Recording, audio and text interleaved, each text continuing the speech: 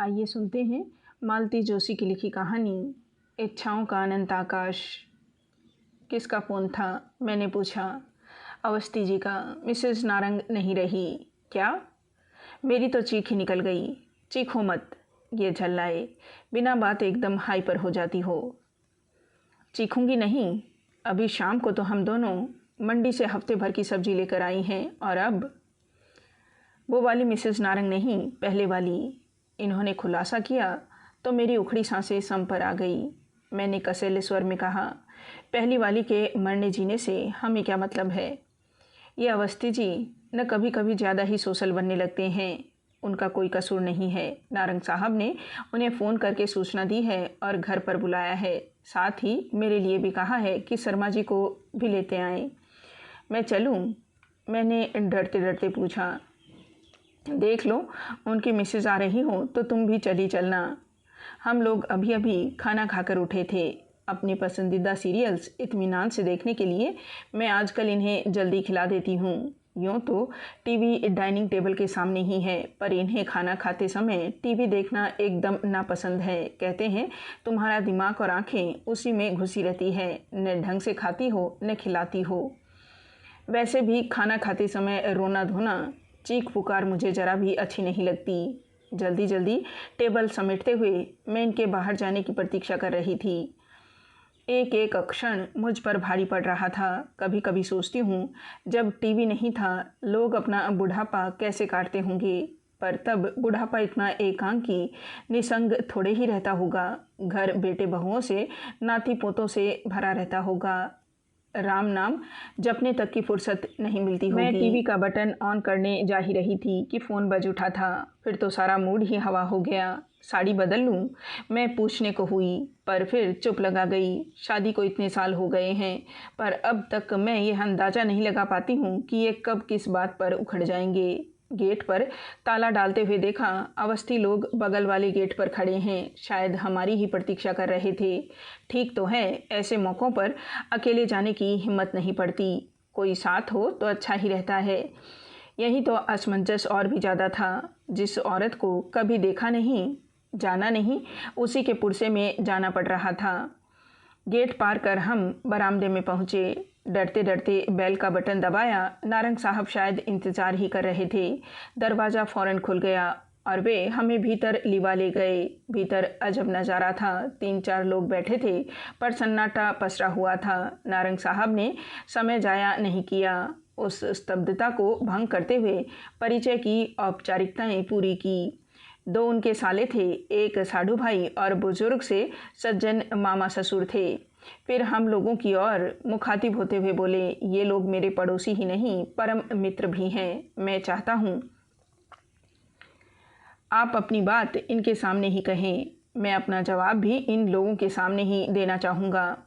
पहले तो वे एक दूसरे का मुंह ताकते रहे। फिर एक ने, शायद साले ने, गला साफ किया और कहना शुरू किया, पिछली रात शिकागो में मेरी दीदी का स्वर्गवास हो गया। कैंसर से पीड़ित थी। सौभाग्य से मेरे दोनों भांजे विनीत और सुमित अंतिम समय में उनके पास ही थे। मृत्यु की सूचना देते हुए विनीत ने मुझे बताया कि दीदी की इच्छा थी कि उनकी अर्थी इसी घर से उठे। सुहागन के पूरे साज श्रृंगार के साथ उठे।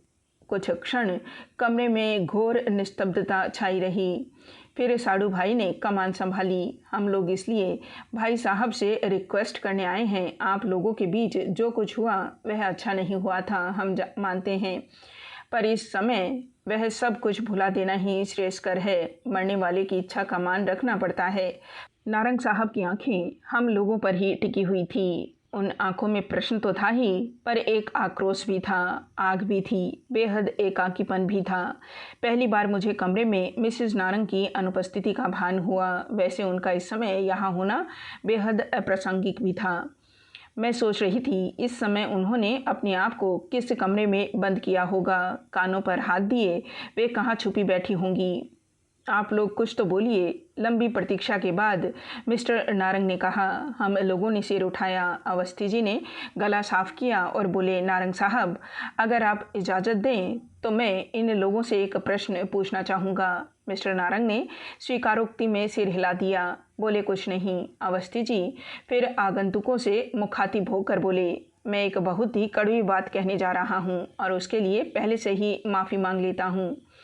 भगवान हमारे नारंग साहब को लंबी उम्र दे, पर मान लीजिए बात ठीक इससे उलट होती, हमारे मित्र को कुछ हो जाता तो क्या आपकी दीदी अपने सुहाग चिन्ह उतार देती, वैराग्य ले लेती? उनकी बात पूरी भी नहीं हो पाई थी कि मिस्टर नारंग उठकर भीतर चले गए।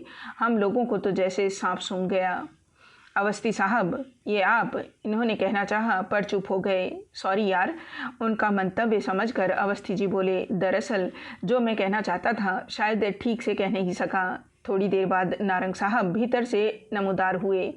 उनके हाथ में जरी वर्क वाला एक पर्स था। उसे साले को सौंपते हुए बोले, अभी अवस्थी जी ने सुहाग चिन्हों की बात की तो मुझे याद आ गया, मैडम जाते समय ये सारी चीज़ें मेरे मुंह पर फेंक कर चली गई थी। शादी की कोई याद, कोई चिन्ह वे अपने साथ नहीं रखना चाहती थी। अब मरने के बाद उन्हें सुहागन बनने का शौक़ चर्राया है तो ये रख लो, अपनी बहन का मन भर कर श्रृंगार करना। पर जीजाजी, दीदी की इच्छा इस घर से विदा होने की थी। तो क्या तुम्हारी दीदी की ही इच्छा सर्वोपरि है? मेरी इच्छाओं का कोई मोल नहीं है। क्या मृत्यु उसे सारे आरोपों से बरी कर देगी? वे अनगिनत पल जो मैंने अकेले गुजारे हैं उनका हिसाब कौन देगा? दो बेटों के होते हुए भी मैं निसंतान बुढ़ापा काट रहा हूँ। यह जवाबदेही किसकी है? भाई लोग तो इस आक्रामक रवैये से खौफ खाकर चुप हो गए थे, पर मामा जी बोल पड़े, बेटा तुम्हारी तरह वह भी अकेली ही थी और अंत तक अकेली ही रही। नहीं, वह कतई अकेली नहीं थी। नारंग साहब ने एक एक शब्द पर जोर देते हुए कहा, वह कतई अकेली नहीं थी। उसके बेटे उसके साथ थे और अंत तक थे। और अगर आपका इशारा मेरे दूसरे विवाह पर है तो जान लीजिए अकेलापन भी कभी कभी बर्दाश्त से बाहर हो जाता है, आदमी उसे बांटने पर मजबूर हो जाता है। ऊपर बच्चे आपसे बात करें। साले ने एक अंतिम कोशिश की। नो। उनका यह नो इतना स्पष्ट, इतना निर्णायक था कि उन लोगों ने फिर कोई बात नहीं की। चुपचाप सब उठ गए। शिष्टाचारवश हम लोग भी खड़े हो गए, पर उन्हें दरवाजे तक छोड़ने कोई नहीं गया, नारंग साहब भी नहीं। उनकी गाड़ी जब तक गेट पार करके चली नहीं गई तब तक हम लोग वैसे ही खड़े रहे, मौन, अविचल, जैसे किसी शोक सभा में श्रद्धांजलि दे रहे हों। सॉरी, नारंग साहब ने दोनों मित्रों के कंधे पर हाथ रखते हुए कहा, सॉरी, आपको इतनी रात कष्ट दिया, पर उन लोगों को अकेले झेलने की हिम्मत मुझ में नहीं थी। सॉरी क्यों कह रहे हो? यह तो आपका अधिकार है। आप जब चाहें निसंकोच हमें बुला भेजें, हम लोग हमेशा आपके साथ हैं। अच्छा चलें, टेक केयर। और हम लोगों ने भारी मन से अपने घर की राह ली। रात भर नींद नहीं आई। वह अनदेखी अनजानी औरत बार बार रूप बदल कर सपनों में आती रही। समझ में नहीं आ रहा था कि जिस घर को वह बरसों पहले छोड़ गई थी उसके प्रति इतना मोह क्यों, जिस पति के लिए मन में इतना तिरस्कार था उसके नाम से फिर मांग भरने की जिद क्यों? क्या यह प्रतिशोध का कोई नया तरीका था, या कि पछतावे की प्रतिक्रिया थी, या कि मन के किसी कोने में अब भी पति के लिए प्रेम दुबका बैठा था? सच, मानव मन एक गुफा की तरह होता है, उसका ओर छोर पता ही नहीं चलता। 8 साल पहले इस बंगले में आना हुआ था। यूँ भी बंगलों में आस पड़ोस नाम मात्र को होता है, यहाँ तो एकदम ही शून्य था। बाईं तरफ वाले बंगले में एक कंपनी का गेस्ट हाउस था। दाईं तरफ नारंग साहब रहते थे जो तलाकशुदा थे।